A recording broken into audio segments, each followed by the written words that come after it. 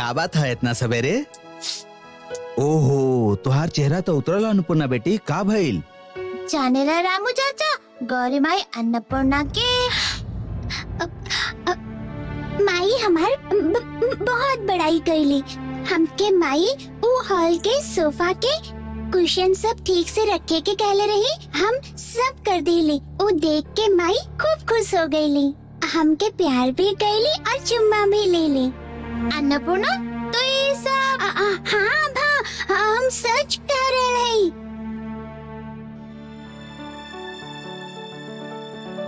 माई कल का कहत रहली जानत हो? माई कहत रहली कि हम लोग के पास अन्नपूर्णा जैसन यदि एगो बेटी होइत तो कितना अच्छा होइत ना। हाँ बेटी, हम सच बात कह रहे हैं। और थोड़ी का धीरज रखा, ओकरा बाद देखिया माई एकदम अच्छी हो जाई है। और फिर डॉक्टर बाबू तो कहले बाड़न, डॉक्टर बाबू जब कही हैं कि तुहार माई एकदम ठीक हो गईली, तब हम लोग माई से कहब कि तू ही माई के इकलौती बेटी हो। तब माई के कितना खुशी हुई बोला। अब हम जाते हैं, यहाँ काम पर जाए के देरी हो जाए, चलते हैं। चलते हैं।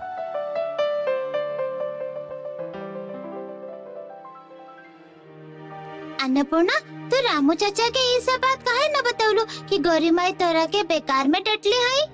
ना रे, हम बाबूजी के ये सब बात ना बताई। हम बाबूजी के तकलीफ न दिहल चाहेली। माई हमके डटली तो का भइल? माई तो हमारा अपन माई है। माई तो बेटी के डट बे करी है ना। हम जानत है अन्नपूर्णा, और हम इहो जानेली कि जब तू सबके हंसावेलू तो तोहर भीतर कितना दुख रहेला। नारी आभा, हमके कौनो दुख नहीं खे।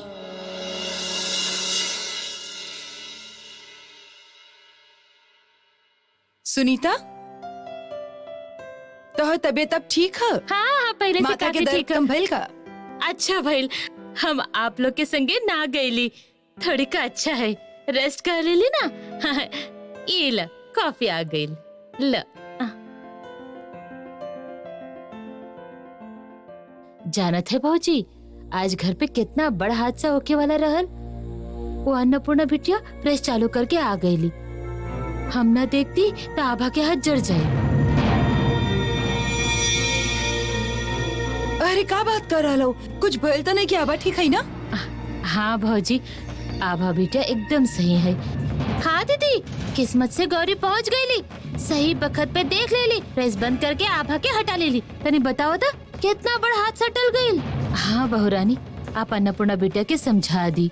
अब प्रेस वगैरह चला के यदि वो ऐसे भूल गईली तो कोनो बड़ा हादसा हो सकेला। बाकी अन्नपूर्णा के एमे का दोष है? वो कब ऑन कली प्रेस? वो तो पूरा दिन हॉल में ही रहली, वो तो वहाँ गईली ही ना। तू नहीं खु जानत, अन्नपूर्णा बेटिया आज भोर से ही जिद करत रहली कि वो अपन कपड़ा प्रेस करी। कौन जाने कब चालू कैली, और ओकर सिवाय ये काम और कौन कर सकेला? प्रेस के वो वहाँ रखे कैसे? ओकर तो हाथ ही ना पहुँची। ना हो सका था प्रेस वो पहले से ही रखल होके, और स्विच बोर्ड तक तो अन्नपूर्णा के हाथ पहुँचे जाता। वो ऑन कर देले होकी प्रेस करे खातिर, ओकरा बाद स्विच बंद कइल भुला गइल होकी। ठीक है, जाए दो जी, हो गइल से हो गइल। बच्चा लोग के हाथ के पहुँच में कबो प्रेस मत रखिए। गौरी, तू सब ध्यान रखिए। ठीक है भौजी।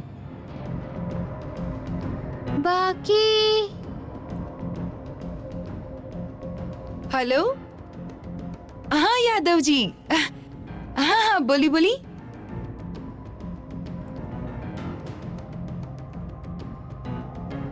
बाकी हमरा के समझ में नहीं क्या आवत कि प्रेस वहाँ कौन रखले होगी, और बोनी के गाड़ी भी वहाँ पर। अच्छा, ये बोनी के काम तो नहीं के?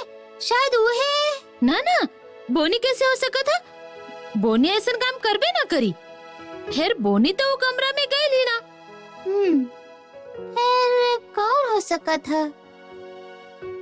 अच्छा, हम तेरा के गौरी माई से बात करत सुन ले रहली, तू बखत कहाँ रहलू? हम हम तो तू लोग के सामने ही कमरा में आईली। वो चीख पुकार सुन के हम तू ध्यान ना दे लो। अरे हम तो तुहार आँख के सामने ही कमरा में आईली ना। हो सका था, का पता।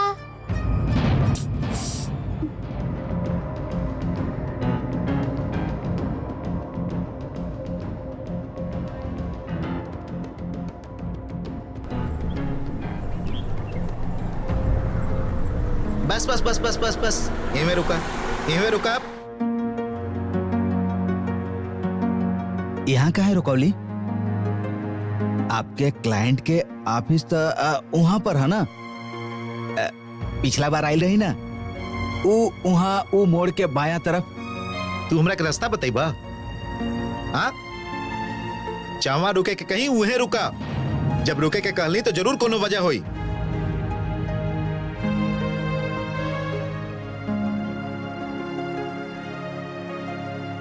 एगो काम करा, तू उतरा और हमरा खातिर पानी ले आवा।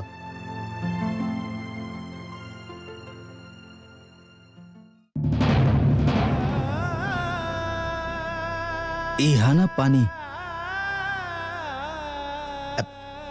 हमका अंधा है? हाँ, तोके का लागत हम अंधा है? अरे ये पानी बासी है, हम एकरा ना पियब। आ तनिका उतर के खरीद के ले आई बात का तार पैर टूट जाई।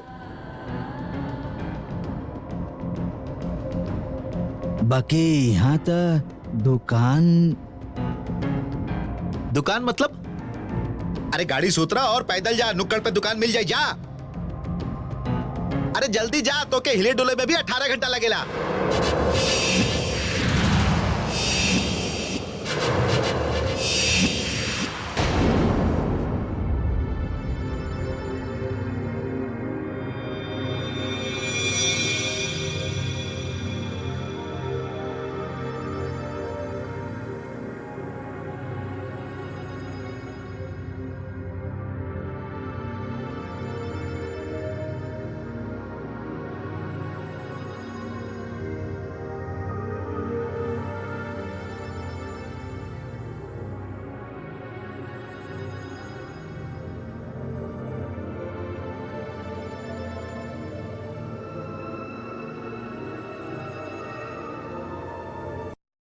इला बॉस, तार बड़का भैया के कंपनी से जे एडवांस दियोला ओकर पूरा 25%।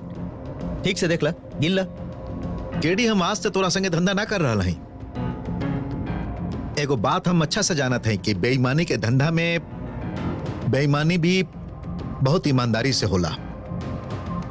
और यदि हमार परसेंटेज सही सही मिलत रही तो बड़का भैया के कंपनी से हम तोरा के पेमेंट दिलावत रहब।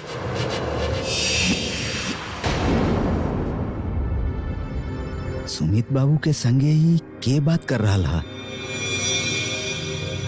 ये आदमी कुछ पहचानल लग रहा है।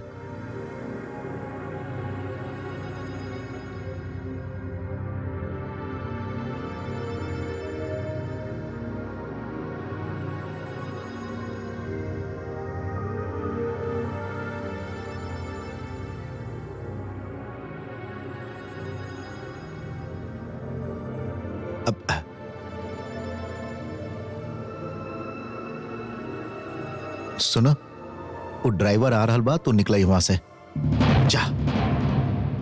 ठीक है।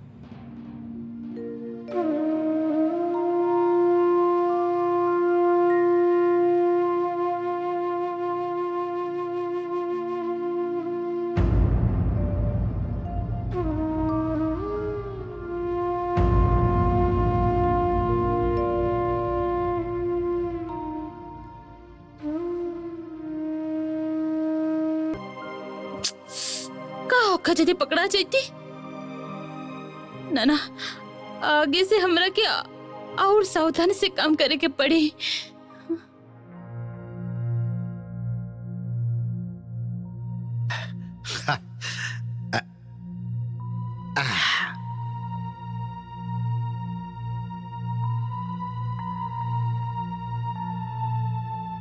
ये देखा, बड़का भैया के पावर के इस्तेमाल करके ये हमार पहला कमाई है। अब तो खाली देखत रहा। कि आगे आगे कितना हमार कमाई हुई। का भइल? तो के खुशी ना भइल? अरे बाप रे, हम यहाँ डर से मरल जा रहा है। काहे का भइल? पकड़ल जाए के डर। सुना, दिमाग वाला लोग कबो पकड़ल ना जाले, क्योंकि शक करे से पहले ही उस शक के और के माथा पर डाल दे बेले। समझ लो कुछ?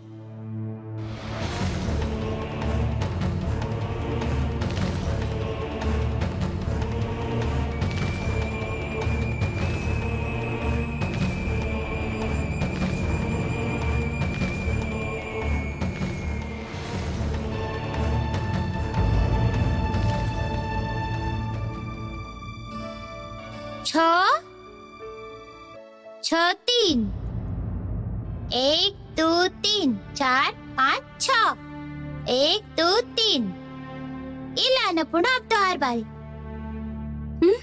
का बोला अन्नपूर्णा? खेला? का सोच रहा हो? कुछ ना। देखा अन्नपूर्णा, तू हमरा से कितना छुपावा, हम सब समझ जात हैं। बताई हम वो बखत गौरी माई तोरा के डांट दिले रही, ऐसे तरह के दुख हो रहा है ना? देखा अन्नपूर्णा, तू हमरा से कितना छुपावे की कोशिश करा, हम तोहार चेहरा देख के समझ जाते हैं, हम लोग बेस्ट फ्रेंड है ना। देखा अन्नपूर्णा, हम कह रहे हैं ना, रामू चाचा ही है, तो तू रामू चाचा के सब बता दे, ठीक है? तो देखिए सब फिर ठीक हो जाए। आपकी बखत तो सीधा जाके रामू चाचा के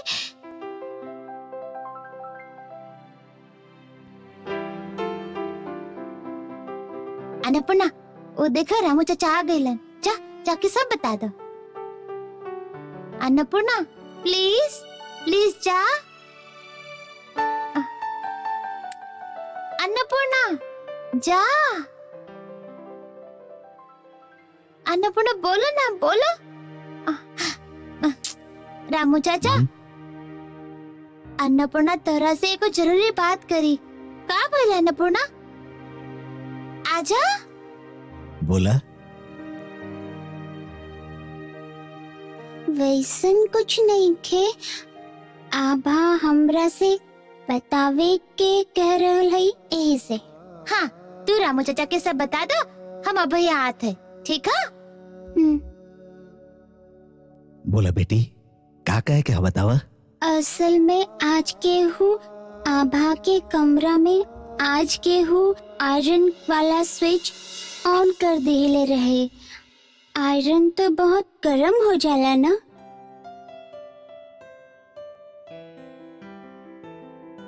आयरन?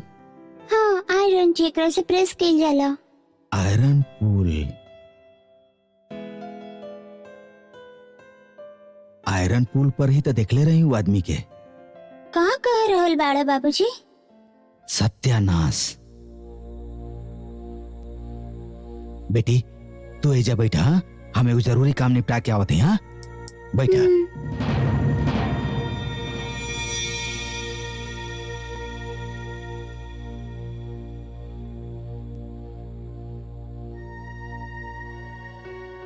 का भला अन्नपूर्णा, रामू चाचा कहाँ गइलन?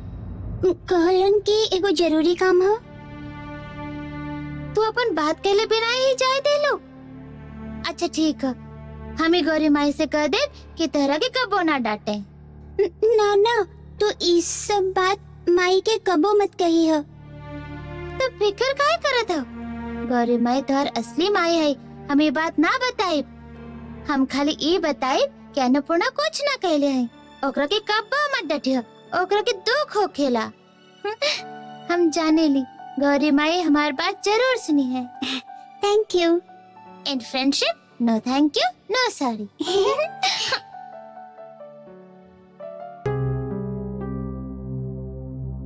भाभी अंदर आ जाई। हाँ आजा आजा।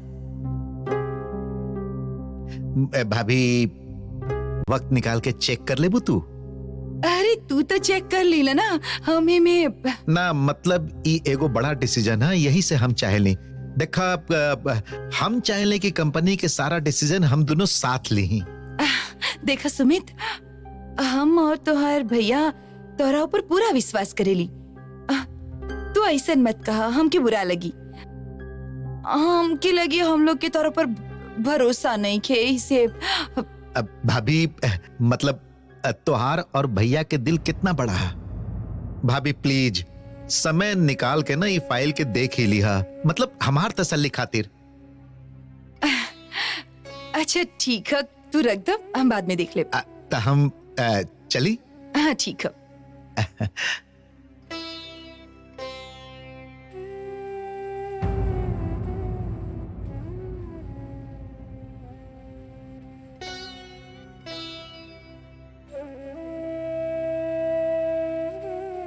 भौजी, हाँ एगो जरूरी बात करे के हा।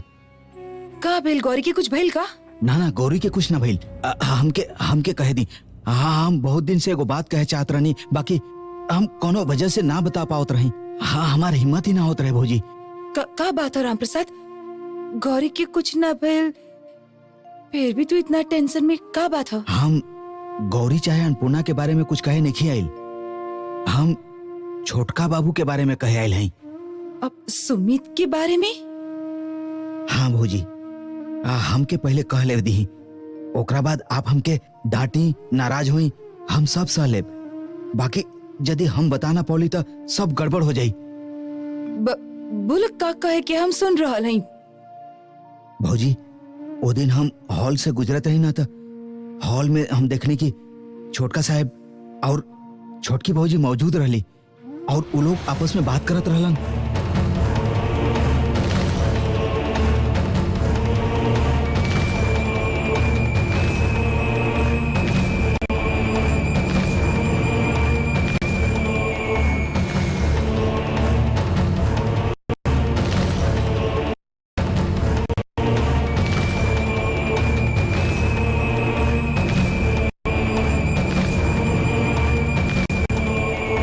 आदमी के तो हम कहीं देखले हैं। आज हमके अचानक याद आयल कि जब हमके आयरन पूल जेल में रखल गेल रहे, उहे हम वो आदमी के देखले रही।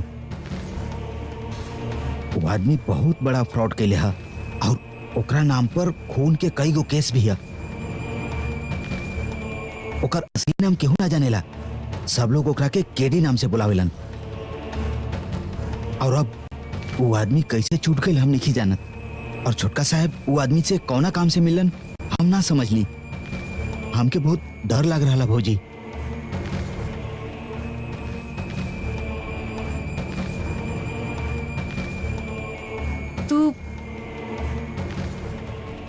तू श्योर बड़ा सुमित के संगे उहे आदमी रहल? हम एकदम ठीक पहचान ले हैं भौजी।